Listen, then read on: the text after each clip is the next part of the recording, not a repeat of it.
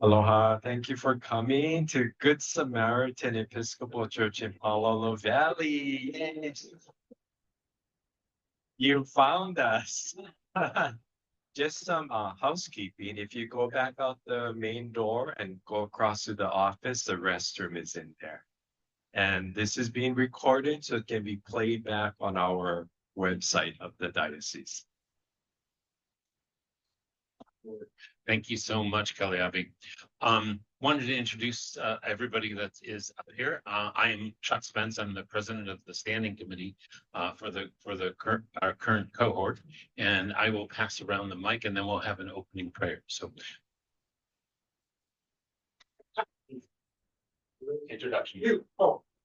Bill Bonnet. I'm in my 4th year as a lay member of the standing committee, and my home church is that lovely place in Kulin, St. John's. Doug Adams from Hawaii Island, and my home parish is Holy Apostles, and I'm in my 3rd year. I'm always glad to do it next to Bill because I can never remember what year it is, but I know that he was already on. So. Aloha mai kako, kahi a pau, o wau no haoli kalana mea haoli.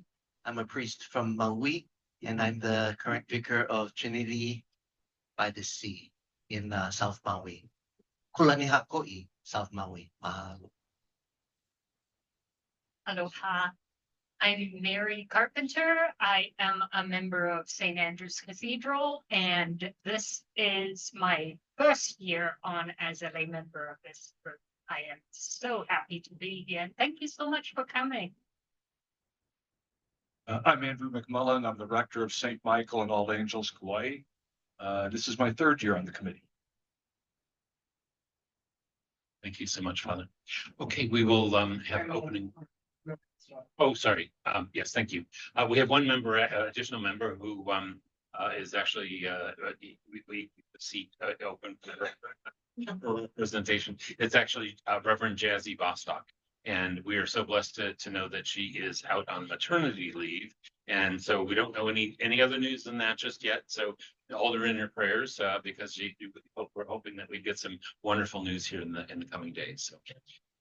All right, so with that, we will have an opening prayer with Father Howell. E kako ni, huli kako. Mako haku, o mai ka imai oi, me ke aloha no, o mako ni, o kino me ka makana, no ke ia la, a me mau la a e. We ask you to be with us and bless us with your love, with your grace, with your mercy, that all of what we discuss, we are mindful then of the gifts you give us today and always. Amen. Thank you, Father. And I want to thank all of you for coming out. It is such a blessing to have you here, to have your interest in this process that we're going through with regard to the bishop search and transition. And while that's very important to discussions that I'm sure we'll have today, we're open. This session is not just about that.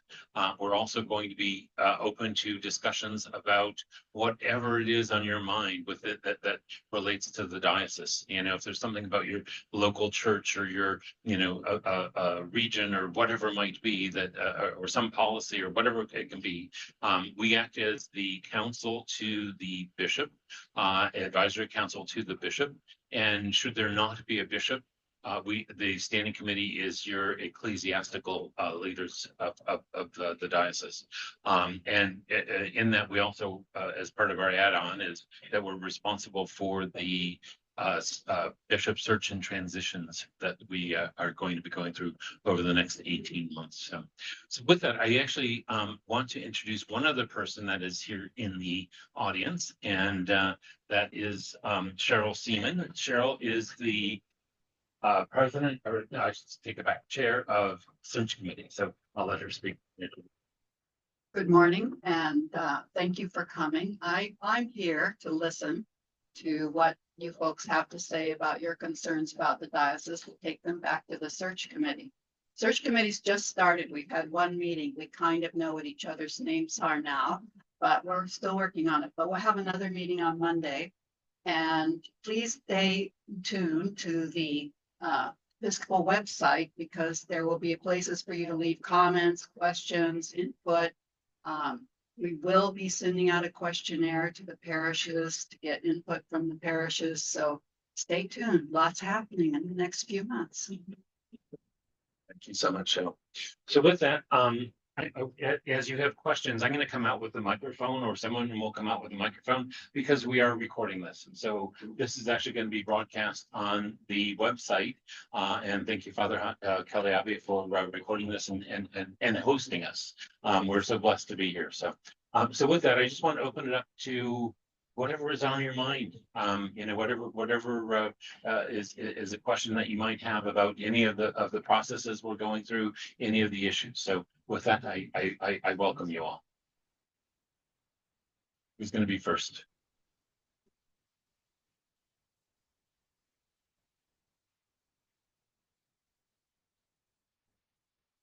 Sure. My name's Heather Patton Graham, and I'm at the Cathedral.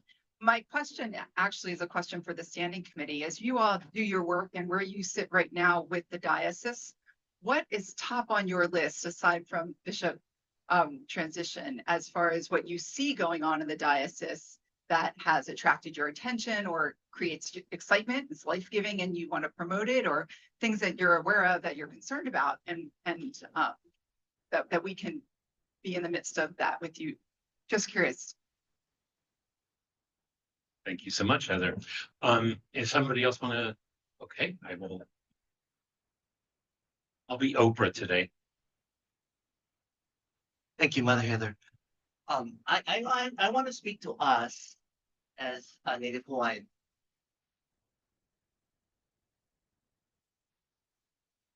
It's very emotional for me when I think about Hawaii.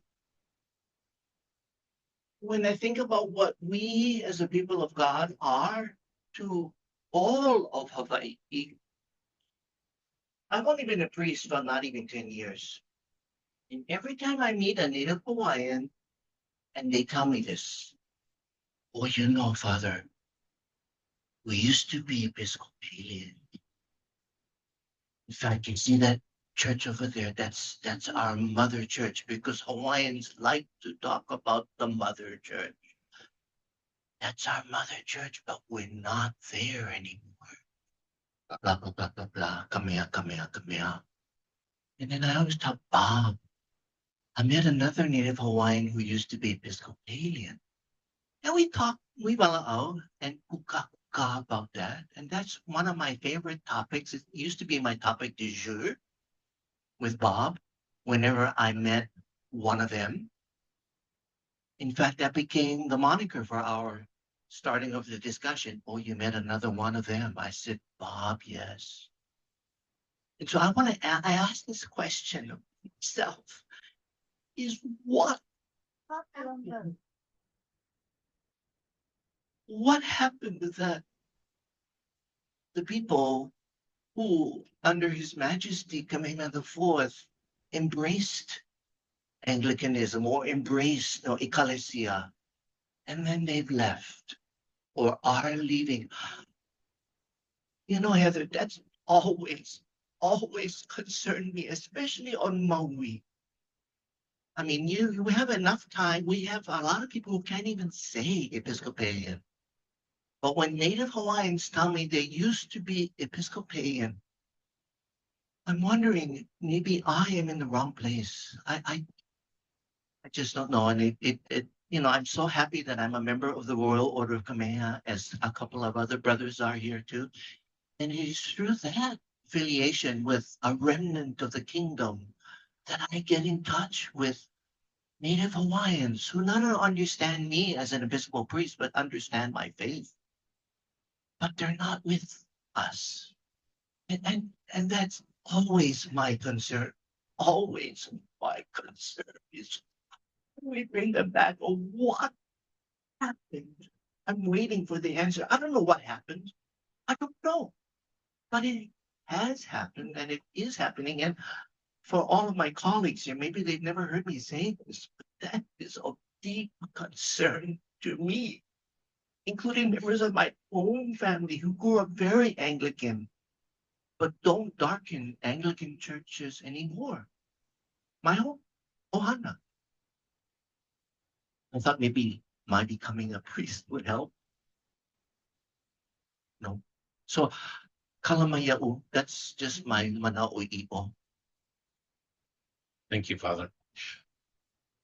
That actually kind of brings us to a point that was raised in a question that was presented to us before we convened today, and that was from Reverend Jivan King, who asked the question about, and it wasn't really a question, it was more a statement about the needs of the diocese going forward, and the appropriate choice of bishop.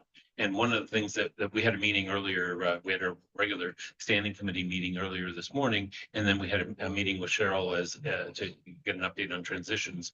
And one of the things that Giovanni had said was that we are in such dire need of having a female bishop. So that was one of the things that we delivered. And she said, and if it any way possible, it would be such a blessing if they would be Kanaka, if they were indigenous. And that's the message that has not come through, not just from Giovanni, but other people who've made comments as they travel through this process with us. So I will open it up to anybody else from standing committee want to say anything. Yeah, thanks. I think the other thing, and by the way, thank you, Harold, for that. We started these listening sessions just last year. Right. I believe it could have been that the standing committee had gone other places previously, but I was not aware of it. And so when we went to Maui last late summer last year, that was in accord with what was happening as a result of the wildfires. That still is it's more than a concern. It's a major element of how do we take care of our own? And then, of course, it's attached to our parishes thriving. And that continues to be, I think, something that all of us think about from our various perspectives. And clearly, it's not just this diocese, it's around the Episcopal Church and in particular. So what I have to say, though, that is less standing committee, but independent, but more standing committee advisory, is to see our bishop stand up and be part of the voice for the disenfranchised, for those that in some cases are the forgotten and the houseless and our indigenous brothers and sisters. To see that and to be a participant in listening to the formation of that, I think is really important because as a church, we have a place in the marketplace of ideas, and bringing the spiritual element to what is oftentimes a secularization of those ideas is really, really important. Thank you, Doug. And I'll say thank you for bringing up the talk story sessions that we're doing. Last year when we went to Maui, and I'm from Maui, I live there. This is my vicar because I go to Trinity and have been a member there since 2012. And I was unaware of what was happening in Lahaina to the people of Holy Innocents. And until we had our listening session or our talk story, we had no idea that there were these people that, we just thought that it was the church that burned down. But when we went to Lahaina and we saw it, and it was just so spiritually moving and heartbreaking at the same time, but also enriching, because then there we were by the banyan tree where the life was coming back into it. And it was just so rewarding. And then we went to meet these people there were about a dozen of them. And they were the people who, you know, in one day, in a matter of minutes, they lost their church, they lost their houses, some lost their lives, most lost their jobs, and they scattered. The whole aftermath of the fire came to a reality to hear that story, that, you know, what these people went through. And there was this dozen of people who were so dedicated and so loving of the church and so faithful. They regathered and reformed again to have their regular service at Honolulu Methodist Church. And they do it every Sunday. Many of them are just, you know, they'll get together and they do prayers, morning prayer, and they will hold their own services. And we didn't realize that that this was even happening, and shame on us. We should have been a lot more attentive, especially from being from Maui. But we were able to bring them in and hear what their concerns were.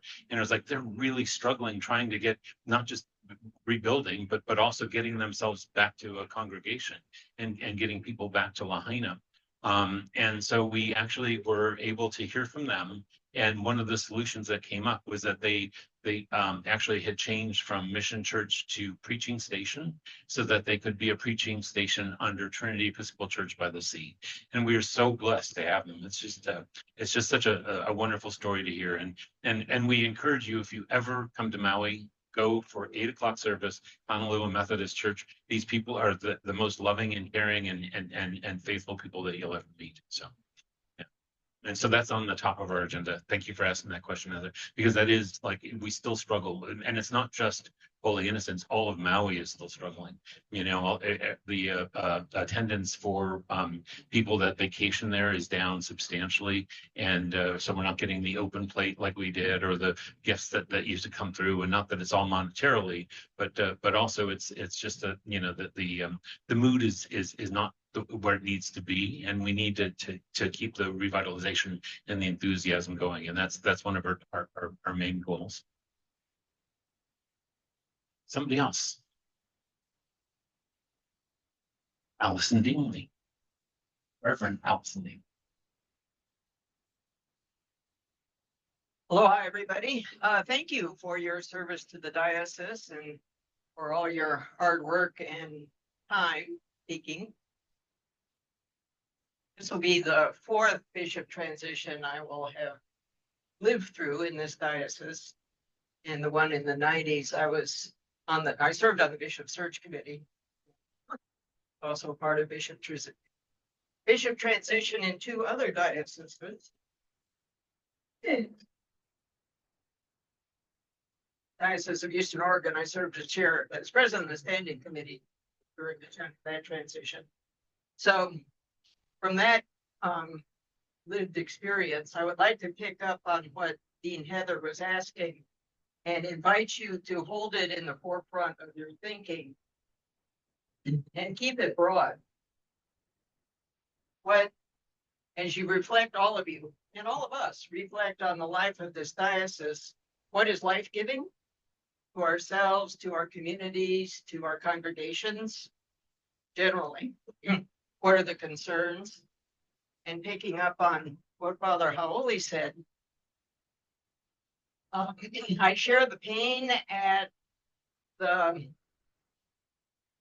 disconnect, that's not too strong a word, of this diocese with not only Kanaka, Hau'oli, but also the varieties of ethnicities and socioeconomic folk in this place.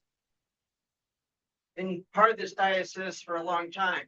I'm Episcopalian because of the ministry of this diocese and because of the openness that Holy Apostles in Hilo had in the 1940s to all varieties of people. Other Protestant churches were segregated. It's not the case at Holy Apostles, not the case for the Episcopal missionary diocese.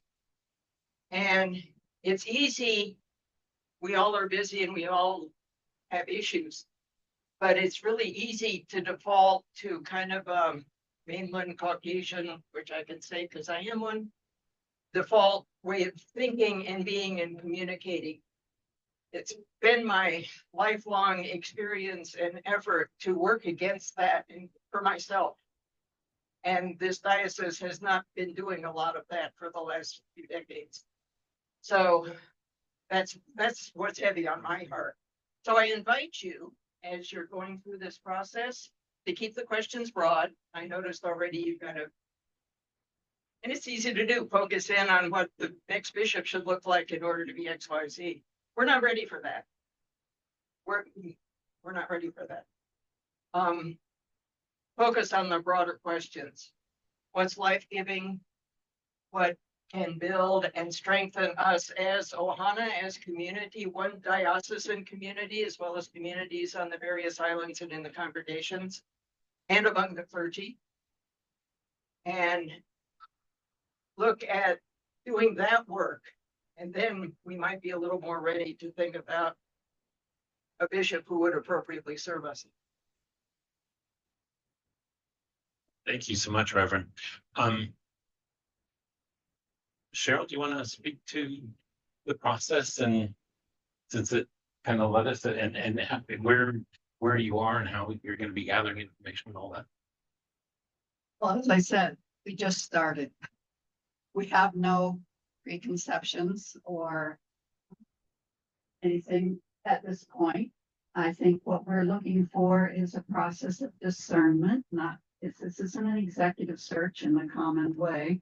We want to do this in a prayerful discernment, and but it's input from people like you, Reverend Allison, and Pauli and others that will help us in our discernment. We'll know what to pray for and how to receive the message, and that hopefully we can go forward. But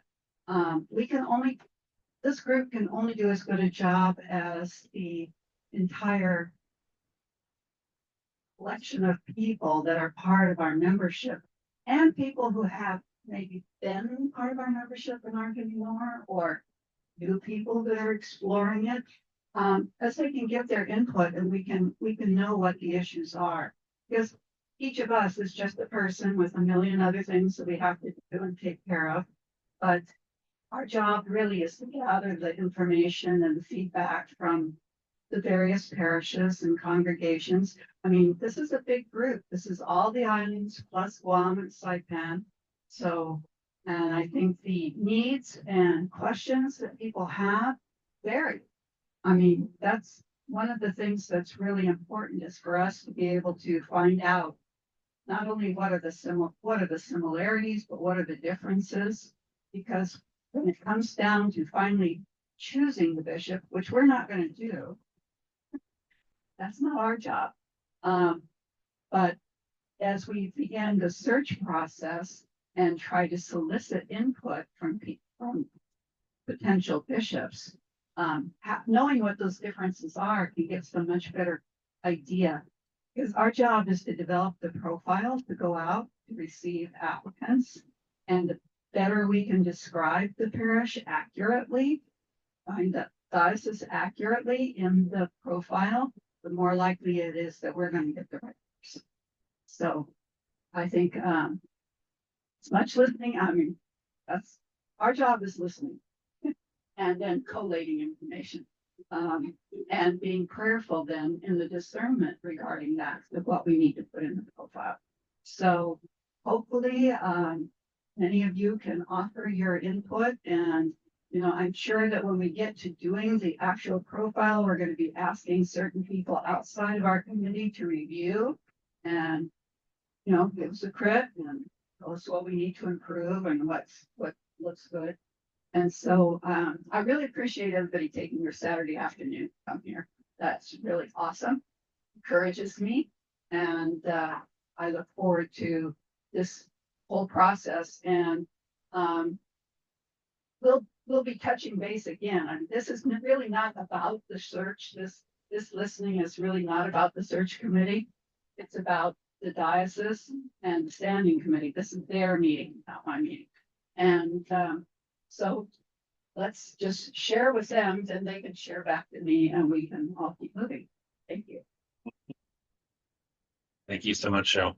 Yeah, and I think part of the reason that I called on Cheryl in particular was just to address the whole process, you know, that this is a journey of 18 months that we're going to go through. And the questions that like Allison had asked are vital, you know, where we're headed and how the information is going to be gathered is vital to the way that the search will be put forth. So I think that you know was very good for Cheryl to be here, and thank you for joining us today. And yes, while search and transition is not the only purpose of us being here, is a big part of why I think there's a lot of interest. So thank you all for coming for that. Other questions? Yes. If you would introduce yourself, please. Hello, everyone. My name is Susan Sa. Aloha. I'm a member of this church on the Bishops Committee. I serve Peleabe. I am new to the islands here. I've been here 2 years, and I've been a member at this church for about a year. With regards to the search for the new bishop, I concur with her statement, Reverend, that I heard a statement made saying that we are in desperate need of a female leader. I think it's incorrect to pigeonhole that way.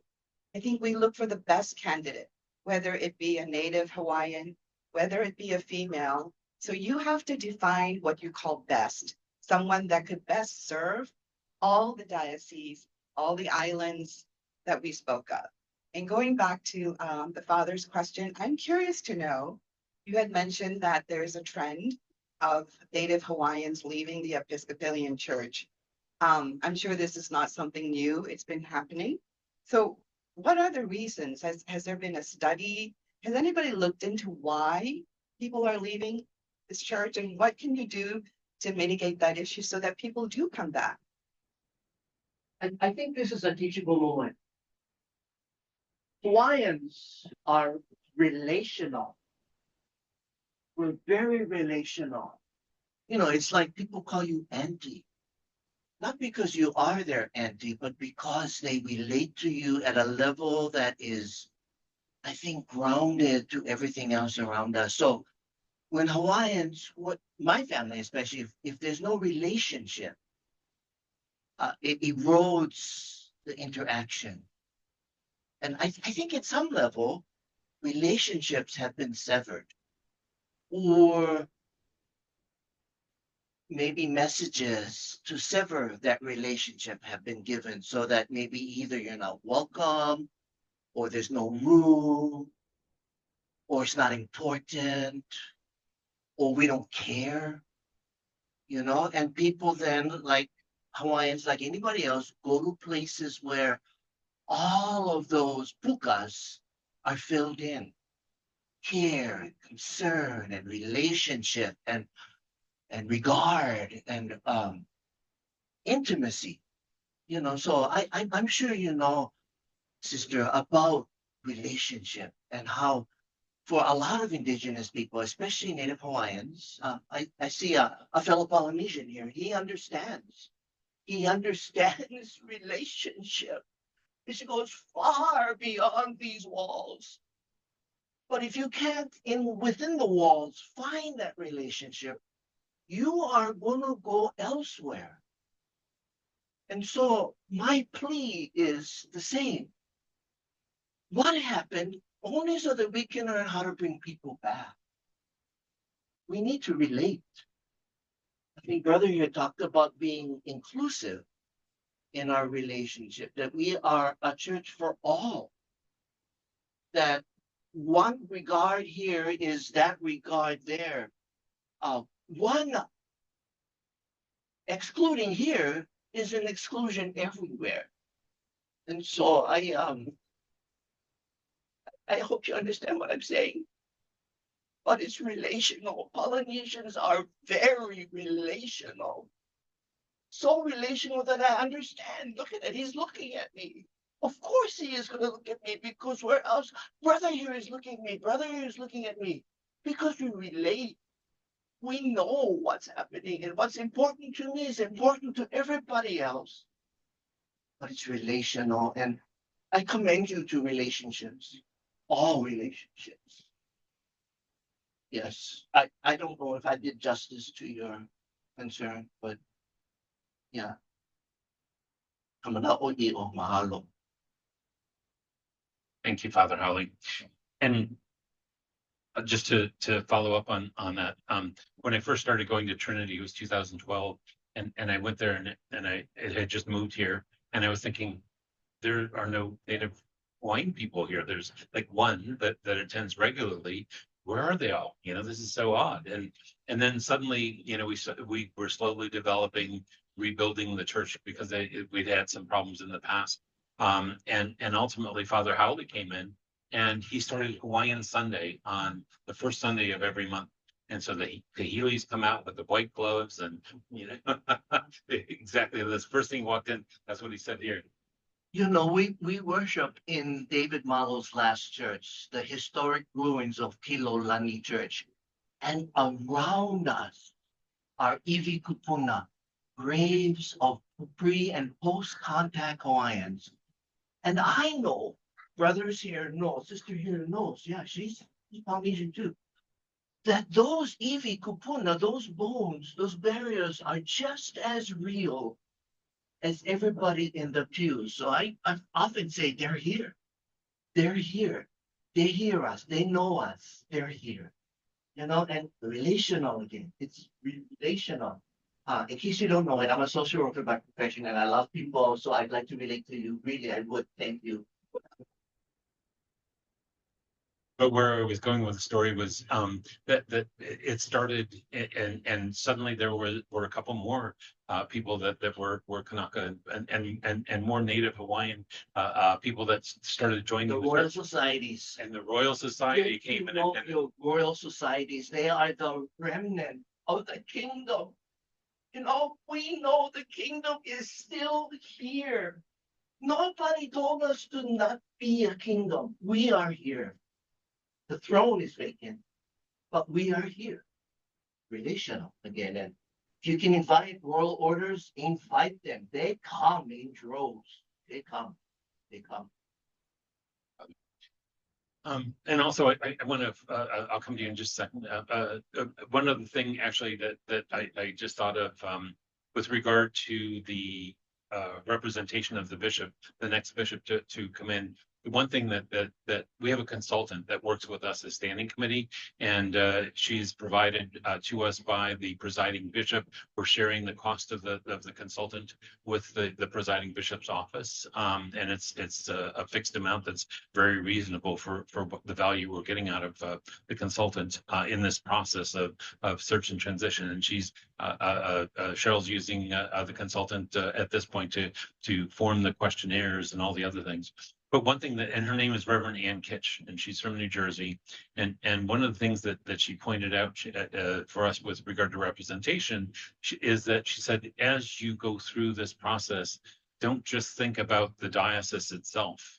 This person will be your representative in the House of Bishops. And so it's not just about the direction of Hawaii, it's also the direction of the Episcopal Church. And so it was very important that she stressed that, and we heard that loud and clear. So, you know, we understand that the person that is going to lead this diocese will have great influence on the overall direction of the church. So, thank you.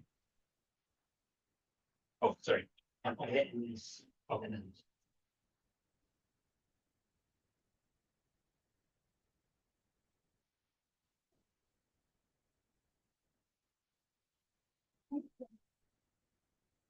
Hi, everyone. My name is Annalise Pasalo. I am the vicar of the. Hi, Doug. I am the vicar of the newly formed and named Huilau Lima, which includes 3 sites on the windward side. The former Calvary Episcopal Church, which will be closing in November. They're officially on paper closed already, but are wrapping up worship. I'm also with Emmanuel in Kailua and St. Matthew's in Waimanalo. And before I ask my question, I'd like to express something that my bishop's warden from St. Matthew's asked me to share. And his name is Stacen Kekamalu Skeen. He is Native Hawaiian. He has joined the church in the last 5 years, and last 3 years really, and he's serving as my bishop's warden. So I want to point out that as much as it's important to honor the Kanaka who have been hurt by the church, which is very real, it's important also to raise up the voices that are currently in the church, because we do have those leaders and those voices that need to be held. And you know, I'm not Kanaka. I am privileged to serve a congregation of mostly Native Hawaiians, and to learn from them constantly. But what I have learned is they don't need me to speak up for them. They need me to make room for them. And I think that's going to be really important as we move forward. He just wanted to ask, generally, my bishop's warden, Stacen, one, if in the future this could be live streamed for interaction, because people who are not able to attend don't. I think it just cut out. Yeah. And they have questions. I have several folks with families who are not able to attend that wanted a Zoom link to actively participate, and all they can do is see the recording afterwards. And additionally, if there will be more listening sessions in different areas that are perhaps more accessible to people. I'm very grateful to Good Sam for hosting. I do love this place, but it's a hard place to get to if you don't know it. And additionally, with most of the meetings scheduled during the work week, what are the possibilities for listening sessions outside of working hours on non-work days, with the understanding that for many families, especially, Saturdays are just as full as Monday through Friday. So he asked me to put that forward. So I just wanted to put that on your radar, because I told him I would. To speak for myself, I have some concerns that I wanted to share about the search committee for the new bishop, which is a hot topic right now. For one, I am disappointed so far in the lack of transparency in the process. I feel like we were handed a search committee with little to no input. There's no real explanation as to why folks are there. There was no strategic, equitable division, geographic representation. When asked in the last listening session how the search committee was formed, it was laughed off as coconut wireless. There are several demographics who are not represented. I noticed St. Paul's, our largest congregation that's Ilocano speaking, is not represented. And I just wanted to raise that. And I think it's hard to trust the process when I feel like there's been little to, if any, transparency so far. I'd also like to know how are youth, young adults, and families with young children going to be included? If you look around, we very intentionally brought our children today because they are baptized members of the Episcopal Church. Gabby this morning said, "Am I allowed to go? Church is just for grown-ups." That's how she perceives church in the Episcopal Church in our diocese. And I think it has to be intentionally sought out, because it is hard. You know, we are both priests, and it is hard for us to make it here on a Saturday with our kids. What about families who are working in other careers and working multiple jobs to survive? I think, again, schedule and accessibility is a concern for me. And I also would like to know how we're going to paint the picture of congregational ministry and its current status when on the search committee, there's not an active clergy person that is currently serving a congregation, let alone any of our unique ministries of collaborative ministries or church plans. That's not there. There are active clergy, and I respect and love and I'm grateful for my colleagues who are serving. I know Amy and Deacon Alberta are going to do a wonderful job. I just think that that's an important reality to share with whoever's called to be our next bishop. And the last thing I just want to say is we can't forget where God is in all of this, because I've heard a lot about the bishop serving us and what we want in a bishop, and I have heard little to no conversation about being called into this ministry to be the bishop of the Diocese of Hawai'i, because at the end of the day, it's not who we choose. We have to choose whoever God is calling to fill this. And I think we have to hold that, and agendas have to be put aside. I'm grateful for outside consultants, but we can't hold that higher than the people of these islands. And so while I'm grateful for outside input, I think it's also up to us to speak up, to make room for people, and to pray through this process, because this is a ministry, and we we can't ignore that. Thank you so much, Reverend Annalise. There's a lot of questions there. I'm going to try to back into some of them. With regard to the process that we went through, with regard to the selection of search committee, that is actually dictated by the canons of the diocese, and it is under the purview of standing committee to do that. We had if you can understand that the time compression that we have, because we had the bishop who was saying that he's going to be retiring at the end of 2026. And not to make excuses, but what occurred is that we had a new presiding bishop who came in November. As soon as he came in, of course, he had changes in his own office. Then it was Christmas. Then it was Jimmy Carter's funeral, and then it was new people coming in. And so we really didn't have any contact with anybody from the presiding bishop's office until February. And so we finally were able to get started. And if you think about the process and the timeline that we show on the website, you'll see that there's not as much time as we think.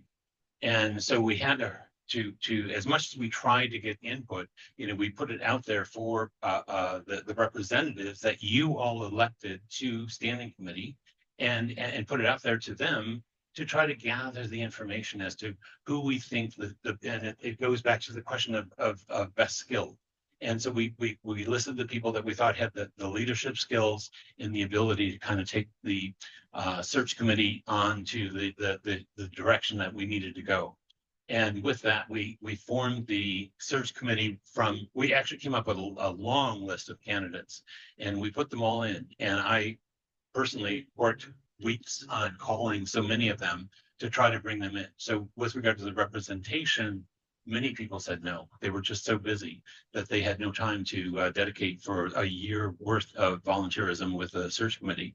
And as such, we worked down the list as far as we could and composed what we could from the people that were willing to step forward and give their time commitment. So we did try every way possible to represent the various aspects. Who sets the timeline? Timeline is actually by the bishop. So by the bishop, because he said he's retiring at.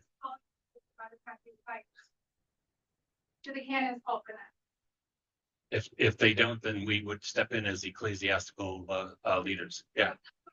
But the timeline is not necessarily dictated by his retirement according to the canons, because you all would serve as the ecclesiastical authority should we not be ready in the process. So the timeline, while important, is also somewhat artificial. Right. It is in a sense, but on the other hand, it's 18 months. So, we should be able to act as a diocese and get through this process within that period of time. So To know if standing committee as a whole felt like they had equal input into who is involved in the process. I will turn it over to anybody else that wants to answer. Yes, I think absolutely so. Unfortunately, many of the people that you might want to be involved on the search committee are the people who said, I'm sorry, we simply can't do that. And unfortunately, those are names which were given to us in confidence, and the reasons for their decline were given in confidence. So I'm sorry.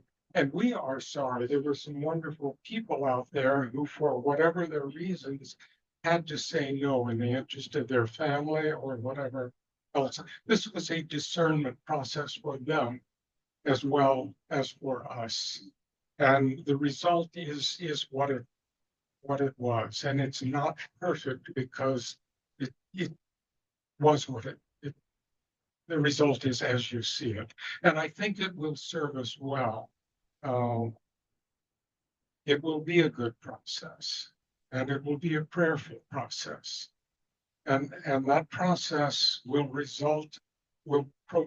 yield a good result. And I think we need to pray for that. One of the things Chuck mentioned with our experience on Maui and with Holy Innocents is we recognize we need to do some more of this.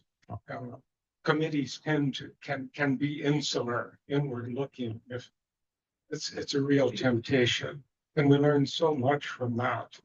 And as a result, we are here with you today, and thank you very much. So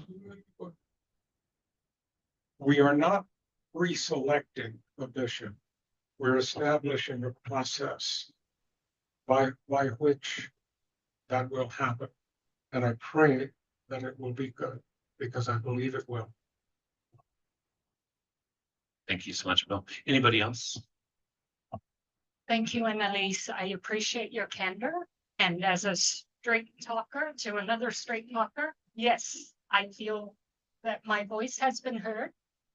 And I think if we can, we maybe should disclose the qualifications that we did consider. And we had gone down the list of every constituency that you had listed, and we had several people of representatives, and we went down that list, and unfortunately it includes a member of several of the now considered unrepresented minorities that had declined.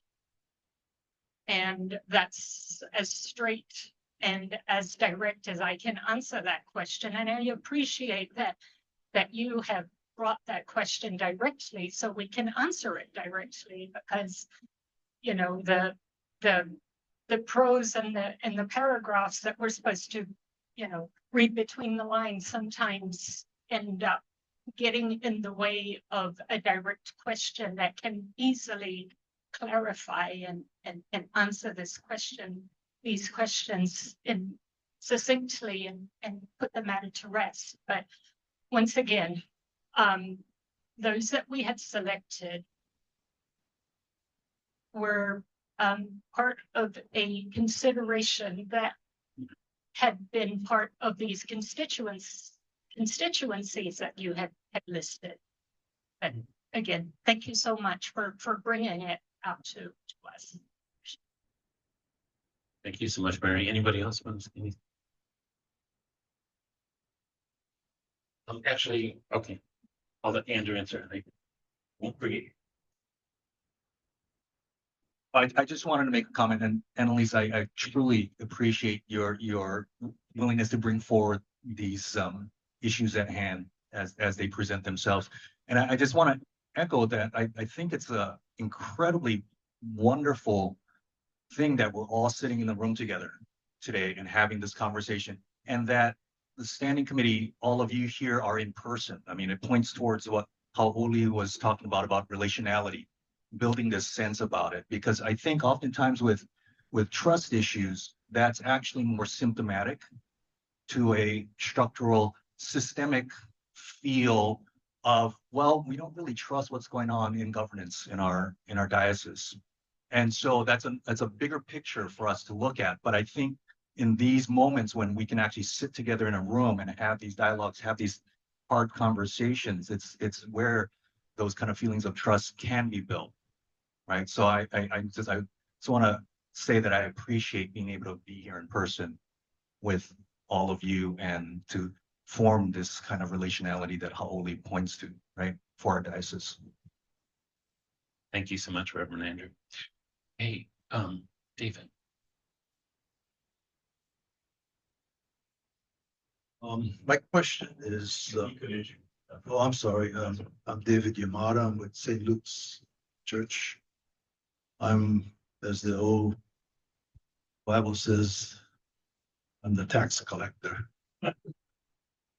But anyway, the last, and I do the periodical reports, and the last two reports, there's a question that I refuse to answer. I think it has to do with diversity and other, things.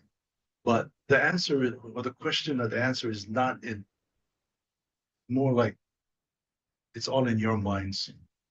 It's probably back there, but what's what you can, you can't, you cannot. But the last 10, 20 years, not only the churches, but institutions and all that have been making progress a lot. So the last two parochial reports that I had to fill out, the question that came up, which I didn't want to answer, was what's the percentage of whites, locals, Orientals, and all that in your parish? You know, this is something that should not be answered at all. And I think who sees that have feelings that know why they're asking this. So it's something that you guys probably know about in your mind and all that. That's something that I brought up with. Thank you so much, David. As far as I know, the parochial report is not designed by us as a diocese. It's from the Episcopal Church, and as such, it's their way of compiling. How can I say the attendance and the numbers, so that they can have some kind of statistical report that shows the trends that are happening in the Episcopal Church overall. And unfortunately, they're the ones that put that question in. And yeah. But your comment is not unheard. You know, I think that one thing that in going through this process is that we do have a very good relationship with the presiding bishop's office now, and we have a representative that we're speaking to. And certainly I can relay on that concern, because I think it's a valid one. You know, I think that it is, is it a statistic, or, you know, what is the purpose behind it, and what value does it bring? So I think that's a very fair question. Also, it's in the minds of the congregation. For that question to come up, you know, it's their minds. Why did they ask this? Yeah, exactly.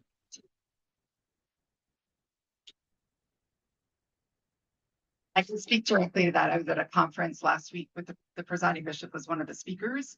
And as he was talking to us, he did make mention of the parochial report and the changes in it. And particularly what you're talking about is what the clergy in the room were responding regarding. There were two questions in this year's parochial report captured differently than last year's parochial report that had to do with the percentage of your congregation that were this, that, or the other ethnically. And then a second question about the percentage of your congregation's age. And I can tell you your cathedral refused to answer both of them. The way the question is phrased, it is kind of a bit of an option, but we don't count people that way, either of those ways. So we told the bishop that we weren't going to answer those questions, but those concerns did come up to the presiding bishop, and he recognizes that it's very problematic. But there is a overarching question for the church then: how do you get demographic information? So how can you be responsive to the world that you live in, and the people who are coming to church and those who aren't coming to church? You know, how can we make sure that the doors are kept wide and the hearts are kept open and the minds are growing and expanding and keeping aware? So it's an interesting line, but it's a vital conversation, because counting heads or asking people to fill out demographic information is not necessarily what our churches are about. So we just have had that conversation with him. So I wanted to lift up your question, because it is something that has been brought to his attention. Thank you so much, Heather. Yeah, and in fact, when we get asked the question for Trinity, because I help fill it out, you know, it's a coin toss. We don't know. I mean, we just kind of guess. We have no idea, because it's like just counting the members is difficult enough. Well, I'll be right back to you, Steve. I just had an epiphany. Epiphania. You know, when we try to be faithful, it's almost like what Mother Annalise was saying. Where is God in all of this? And so I want to be a faithful Christian. I don't really want to count numbers. I want to be a faithful Christian, but I don't care about the institution. I want to be a faithful Christian, but growing up in Hawaii, I never know I was Filipino until I went to the mainland to college. Nobody told me I was Filipino. You know, I mean, so it was like, you know, in fact, my first college line, they put me in the foreign student line in the middle of Minnesota. Oh, you go over there. I said, oh, okay, Auntie. I called her Auntie. Okay, Auntie, I'll go over there. And then the lady at the, why are you here? I said, because she told me to go here. Because back then, growing up, I only had one line. But interesting, I want to be faithful, but what about the institution? I want to be faithful, but what about the numbers? I want to be faithful. Well, what about others saying something? I want to be faithful. Well, what about the relationships? Or the supposed relationships? So this is balancing act, yeah? I mean, I'm not gonna answer that question. Oh, niele. You know what niele is? You folks know niele, right? What's even worse, if it's the question is mahaoi, that's more than niele. You know, so there's always this niele mahaoi kind of balancing act. It's like, wait a minute. Yeah, so I think that's my epiphany. I want to be faithful. Well, what about the institution? I want to be faithful. What about the numbers? I want to be faithful. What about the relationships? I want to be faithful. What about those that, you know, it's like, I don't know. Did I help you? I don't know. I'm helping myself actually. You with me? Oh, well, I'm glad you feel better. Okay. All right, let's go to Steve. I'm Steve Costa, St. Andrew's Cathedral. I'm the Archdeacon of the Diocese, and why I was out all morning is because I was at the final memorial service of Prince David Kwananakoa. And like Holy was talking about, I could feel my kupuna all around us. I know that they guide us in this process. And yes, those relationships have broken down. I sometimes feel like a second-class citizen in our church. It is a white, rich man's church in my minds and in the power structures, in the colonialism that embodies all of it, from the money aspects, from the possession aspects, from the power structures. And how do we decentralize that? How do we break that down so that we, the people of this land that this church was brought for, our king and our queen, said we need the Anglican Church in Hawaii. And we give lip service to bring Christ to our church and our church to Christ. But we don't always live that out. I start with the question, when we gonna get Kanaka Bishop? When we gonna get people with brown skin like me in leadership roles? You invite us in when we all gray hair already. And we already taken out of the running for these positions of influence, of leadership, through God's grace. It's always through God's grace. But how do we take these from the education system, and then now I'm sorry, getting into politics in my mind, in my heart, but this is spirituality. And now, as we have been putting people back into power, into giving us opportunities for more education, to giving us more opportunities in the banking system, in the land ownership system, in the water rights system. How can the water rights in Maui be owned by everybody else but the Poho people?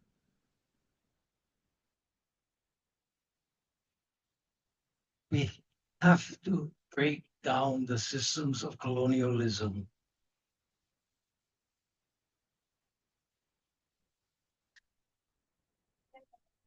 Created someday that we can have people with brown skin in leadership positions.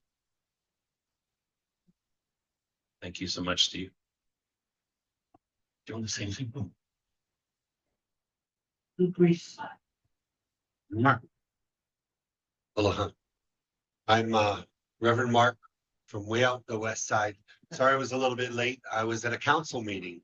Probably not the best timing to do this at the same time that there's other leadership meetings going on, but we got over here to make it. Okay, the search committee is set. Sounds like it's set. Can hear some grumblings about lack of representation.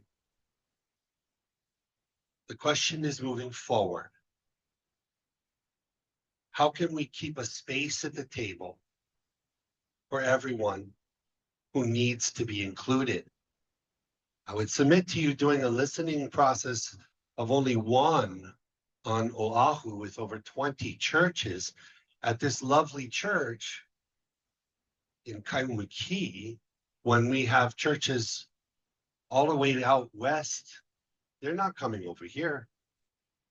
My parishioners wouldn't come out here. They don't know where this is. This is a big island, just like the big island we heard in the last meeting is a big island too. Moving forward, I think it's imperative to set the table and to keep space at the table for everyone to be able to come to be a part of this conversation.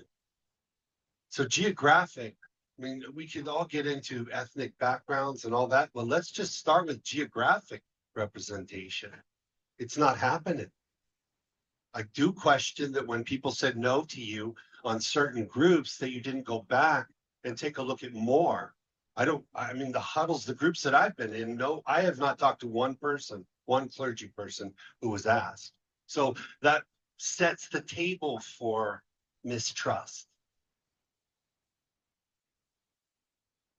But we're here. So moving forward, like you said, Andrew, people together in person helps. Then you hear what the issues are, and we don't have to say, okay, sweep that under the rug, it's done. Moving forward, how do we take these issues and move forward so that everyone can be a part of this process? We all want the same thing. We all want to have the table open for that person who's being called to be our bishop. So that means we need to set a really big table. So that's what I implore moving forward, is that you take these more often in more areas. Thank you, Reverend Mark. Kind of need to address a bit of an issue with regard to the diocese as a whole. You know, one of the things that we face is the financial condition, and there is a bishop transition fund. It is $352,000, as you probably know because of your service. That is got to get us through the next 18 months for everything that we're doing, from applying all of the members of search committee together with transition committee, with standing committee, putting them into Oahu for an all-day retreat so that we can go through the training that we need to with anti-racism or ho'imipono, and also prayer. You know, that's the most important part. Now I'm going to get to Cheryl in just a minute to ask her to talk about process, because I think that the input isn't necessary for the standing committee with regard to the people we selected. It's more about getting the input into search committee, because they're the ones that are going to be looking right in the diocesan profile and looking for the candidates that fit that profile, and then screening through the applicants that come through. So if you think about the budget being $350,000, you've got all of us flying in, you've got the whole process with regard to the outgoing bishop, the incoming bishop with regard to celebrations. You've got, what else? Whatever negotiations that we have to have if it's a bishop from outside of Hawaii, moving them here or moving them from another island, wherever it might be. We now have the situation of having Guam and Saipan be part of us, and that adds a whole new wrinkle because we need them to be represented as well. So the amount of, the number of representatives that we have on search committee was listed to be 1 clergy, 1 lay from each of the counties within Hawaii, and 1 lay and 1 clergy from Guam, Saipan. And that was to fit into the budget. That's what's there. And there's no more money outside of that. And this is at a time when we're at 16.5% assessment, trying to go down to 10. And so it's a very, very difficult phase that we're in. And so, you know, it's other churches are in the Episcopal Church are not paying the 16%. They're at a lower assessment than we are, and the church as a whole is trying to strive to that. So you have to think about the budgetary considerations as well. And more money, like as simple as if we need to fly people. Have you guys made any of those? It's not just about the financial side of it. It's also about the effectiveness. It's the effectiveness of the search committee and how they are. And Reverend Annalise, can I ask you to please be prayerful? Please be a little calmer. You know, this is a time of love and care and prayership. I'm sorry, but I just, you know, we're just volunteers here. We're trying to do whatever we can to lead this diocese forward. And I'm so sorry that, you know, it's so upsetful. Anyway. Didn't Father Charles have a question? I thought I saw Father Charles. Oh, sorry. Father Charles, I'll come back to you. Thank you. But yes, you can go first. It's fine. That's fine. Hi, Charles Browning, rector of St. Mary's in Mo'ili'ili. I was going to give a grumpier comment, but my brother here addressed it in a way that made me feel less grumpy. But what I do want to say is we've heard a lot about how do we get Kanaka Maoli back into the church. We've heard about how do we empower Kanaka Maoli that are already in the church to, you know, get out the way and let them have their voice rather than speak on their behalf. Maybe it's the residual Baptist in me, but I'm also very interested in how do we get the Kanaka Maoli who have never been a part of the Episcopal Church to be a part of the Episcopal Church. One of the things that when I talk about the history of our church at St. Mary's, I remind us our history doesn't begin with Samuel Seabury. It doesn't begin with any of that. It begins with a conversation that Kamehameha the Great had with Vancouver, where they wanted to bring clergy to these islands, and then Vancouver fell afoul of the prime minister, and it never happened. And then eventually Kamehameha IV thought, let's revisit this and make it happen. This is all to say that our history is a different history than that of the Episcopal Church, and I hope we remember that. We were annexed into the Episcopal Church. We did not begin as the Episcopal Church. And when Bishop Willis wrote a letter to the churches, after annexation, he said, I've been told that this is going to be simply an administrative change rather than an ecclesiastical theological change. And so I just do well to remind us as we're going forward, search committee, the standing committee, all of us as we do our work, we were the Hawaiian Reformed Catholic Church first. That didn't go away. We have to keep that as part of our identity and hold that in tension with, you know, the fact that we were annexed into a different church. I mean, I'm at St. Mary's. We were founded in 1902, the first year of annexation.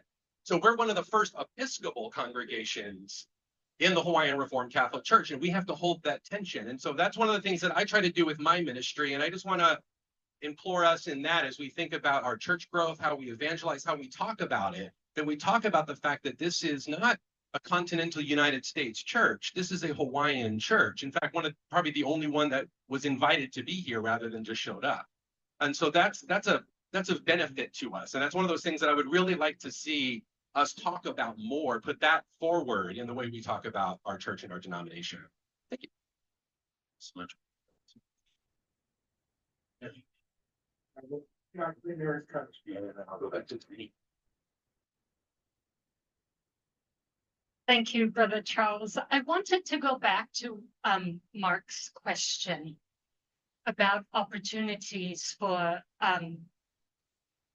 talking story, for gathering, for togetherness. And I wanted to remind all of us that there are opportunities for talk story that Cheryl has included in the search process timeline, which is not what this is, because this is right.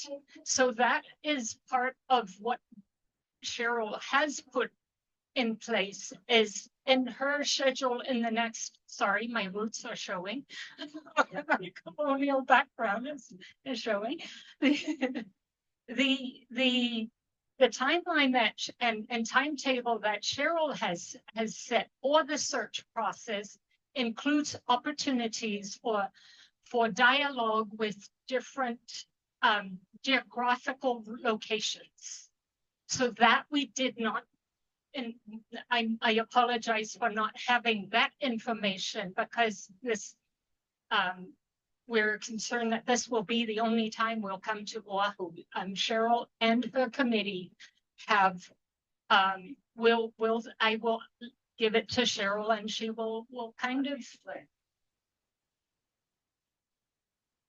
and I just want to go back to Annalise's question of asking for more money. This is not about money. I know that the first answer came from a treasurer, and that's his background, and that's what he responded to in the question. So this is our time together. This is like we had said before, relationality and opportunities, and holding space for all of us to be at the table and to be having us a voice for different parts of our diocese, not just in Oahu, but different areas in the state and in Guam and Saipan.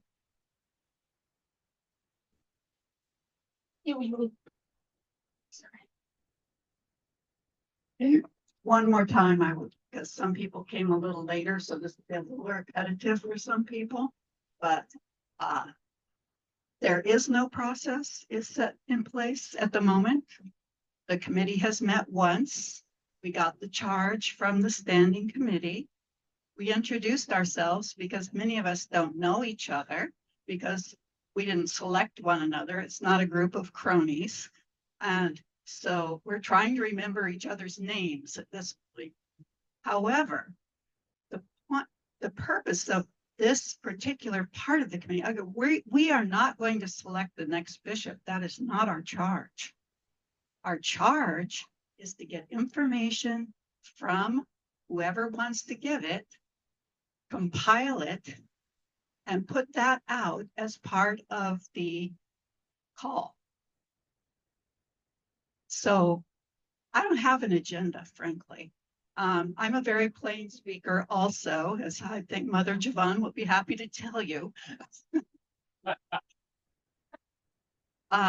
So if you have a concern, you can feel free to tell me, because I won't take it personally.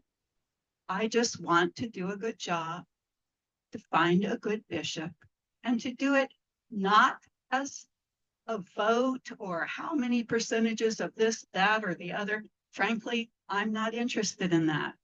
I want to do it as a discernment. And one of the things, and we don't have a process. I have a lot of ideas. I have many, many ideas, which I will share with the committee. And if they're in agreement, but only if they're in agreement, that's what we'll do. But if they have other ideas, it may go a completely different way. And I can't tell you, and I can't promise at this point. But some of the things I have thought about and considered and have actually put out for the committee to ruminate on before we meet our first meeting to actually of substance, which will be this Monday at 2:00, is we want to reach out to all the churches, obviously. We all have all of these groups. So we have two people, one lay and one clergy. And I heard what Annalise said about not an active priest being part of our committee. I don't think a priest has the kind of time this committee is going to take on top of all their other stuff. But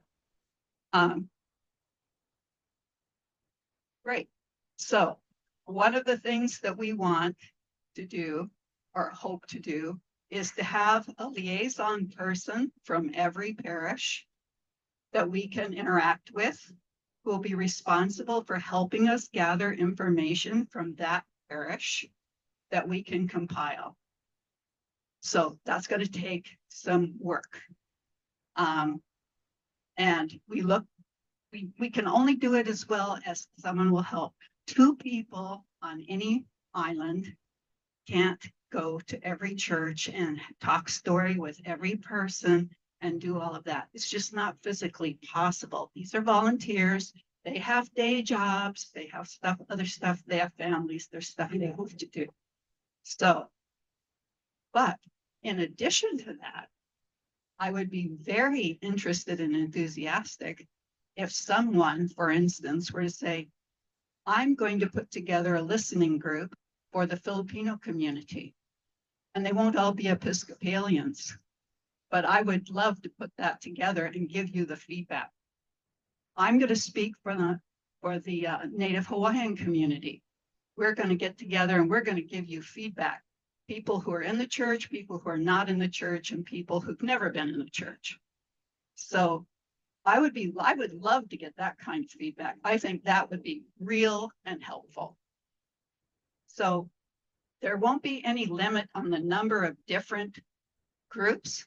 You know, frankly, having been an Episcopalian for a mere 35 years, I do know that even within a loving church with a not very big congregation, there will be differences. So we know that from some churches, it's going to say, well, you know, some of our people think this and some of our people think that. And that's fine. We want to know all that information. And when we get it, that will enable us to be more, to have the information to then discern.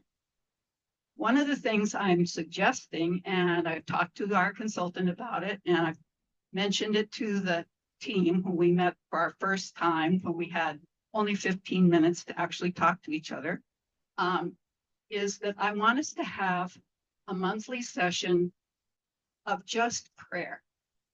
And this would be open to anybody. We'll create a Zoom link, and I want the committee to come together, and then I want anybody else that's willing to come and pray with us. That would be so awesome. So I invite you to come and pray with us. We're going to post that on the website, understanding that there is no one time with people with multiple jobs and families and all of this, that everyone will be able to come. That's just not going to happen.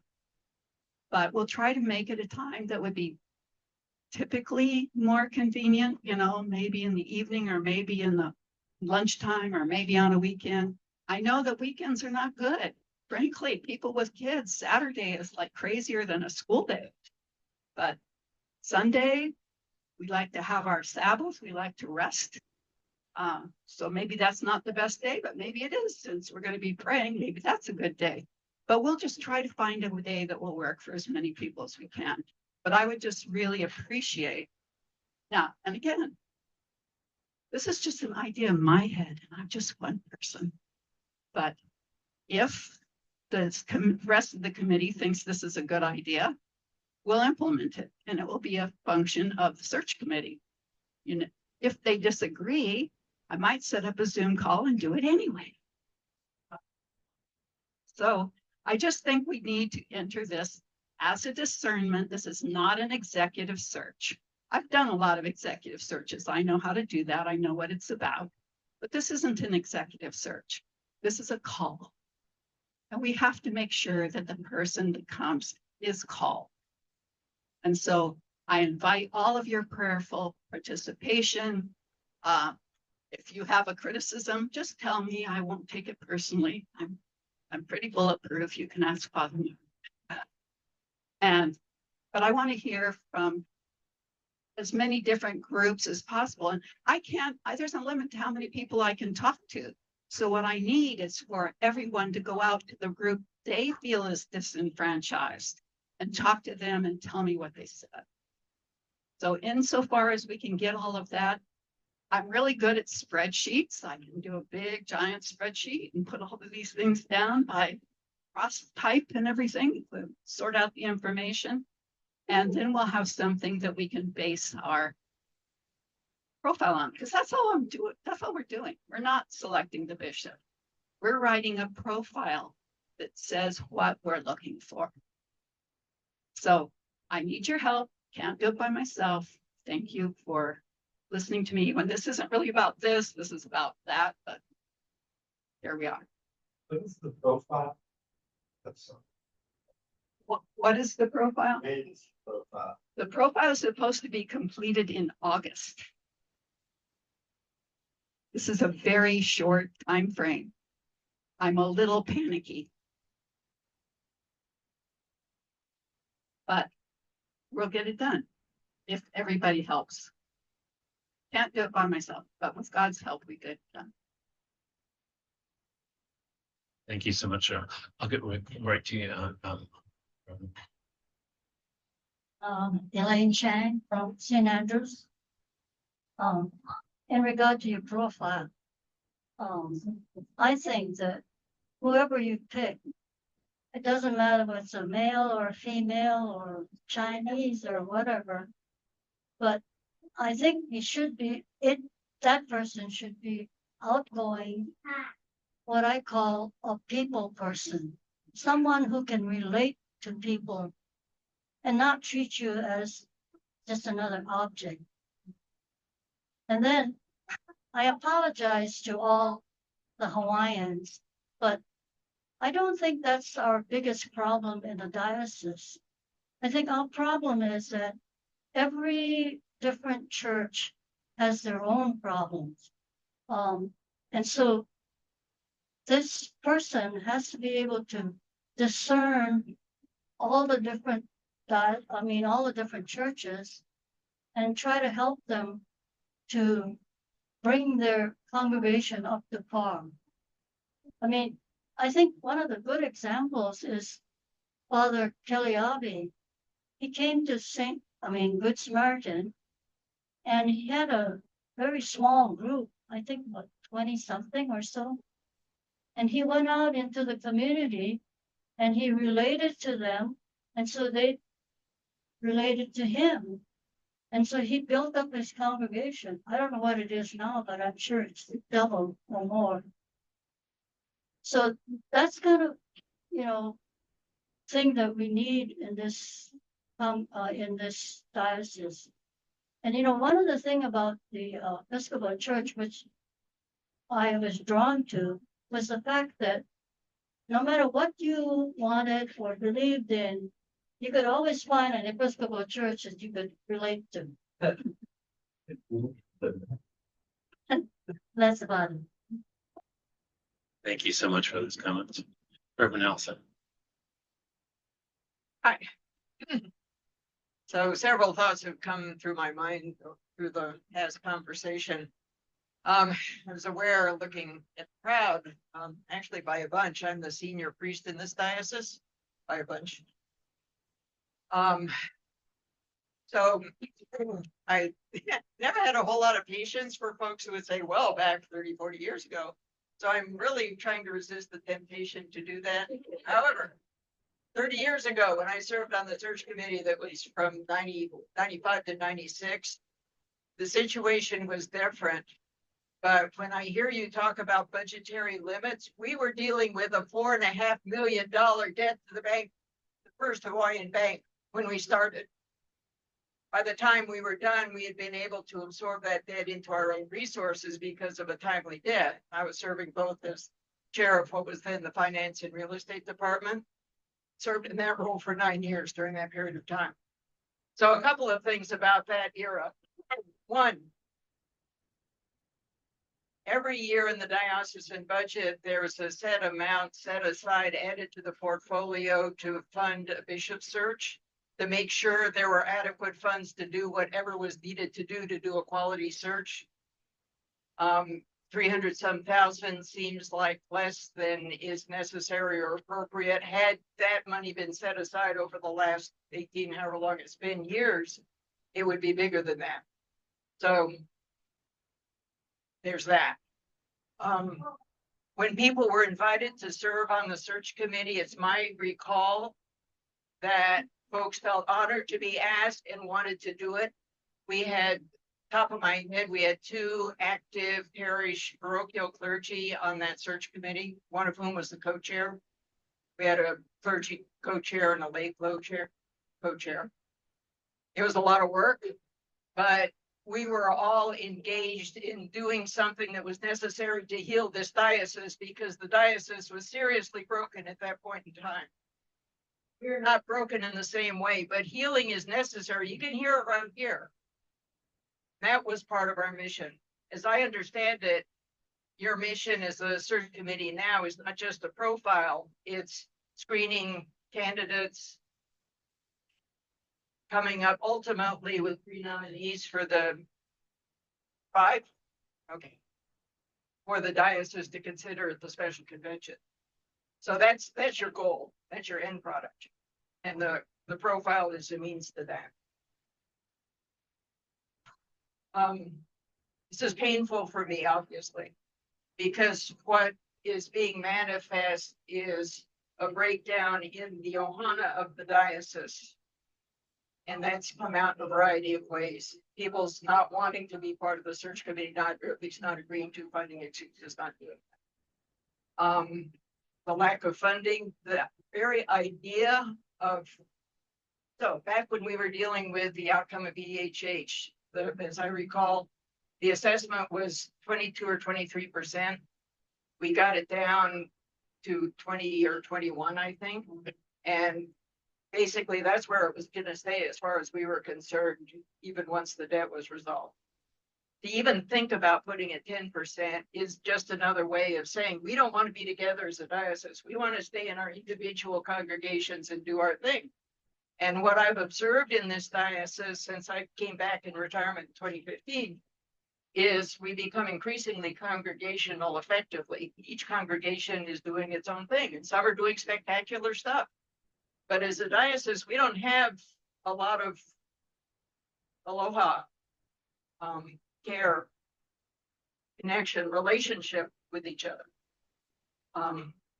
Just hearing this afternoon, I've heard lots of examples of that. It's heartbreaking for me because I love this diocese and I want it to thrive into the next generations. And God will send the appropriate leadership, including the ex-bishop, whoever that might be. And God will raise up the appropriate leadership. We need to pay attention to make sure we grab onto and elevate and empower those voices, lay as well as we. Anyway. Thank you so much, Reverend Allison. That was well said. Thank you. Super quick. I would love to include a prayer for the transition process on a regular basis in the prayers of the people. And I know that other dioceses have done that. I'd be happy to work with a group of people to write that prayer and get it out ASAP, so we can, as a diocese, start to pray for healing and wholeness and aloha and open hearts and minds and the things that we've heard today. And I'm sure folks in other listening sessions, but I'm more than willing to work with a group of people. And if the search committee discerns that a regular Zoom prayer service isn't something else you want to manage, the cathedral's willing to manage that for you and bring together people from all across the diocese. We can set up the Zoom link and we can create a rota of who's going to be the leader for that evening. And we can do that in Ilocano and Honolulu and lots of different expressions of our faith. So just know that you got people. Yeah.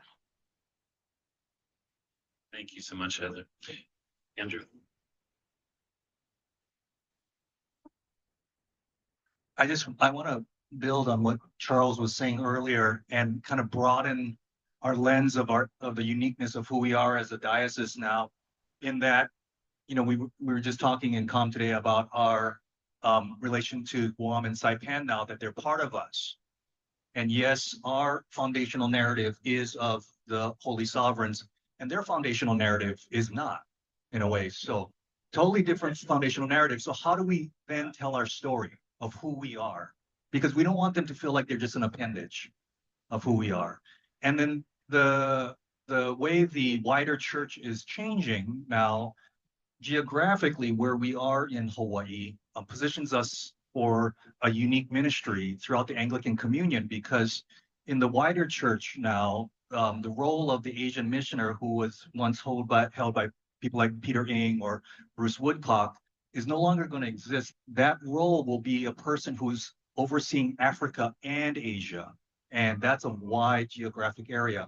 And because of our position in the Pacific, we can be that bridge and lens to what's happening in the Asian Pacific area. And so this is who we are as a diocese, and it's unique and it's wonderful. And I think we need to have that in mind as well as we move forward. So. Thank you very much, Reverend Andrew. We're coming to the close because we obviously have many people that need to fly off. And I just want to personally thank you all very much for coming out. And I want to apologize. I want to apologize to Reverend Annalise. I didn't mean to offend you by any way. I just think that we can have discussion civilly. And I think that we're trying to come up with a constructive way to make that happen. We're so blessed to have Cheryl be the chair of the search committee and thankful for her leadership and her spirituality and discernment in this whole process. So with that, we will close with prayer and ask Father Howley.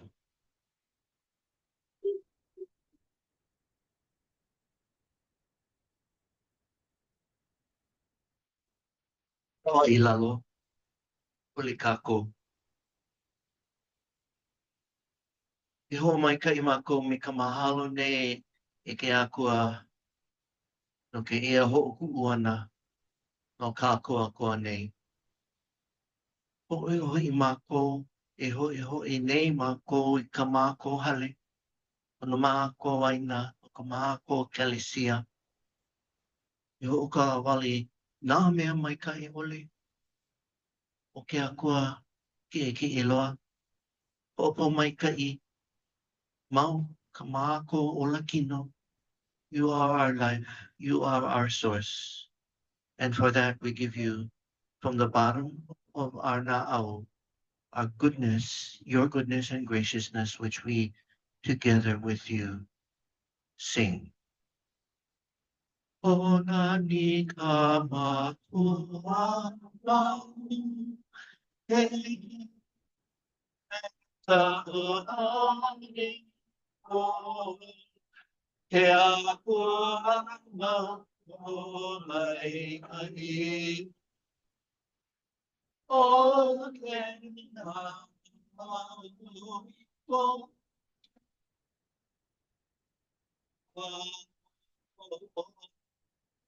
o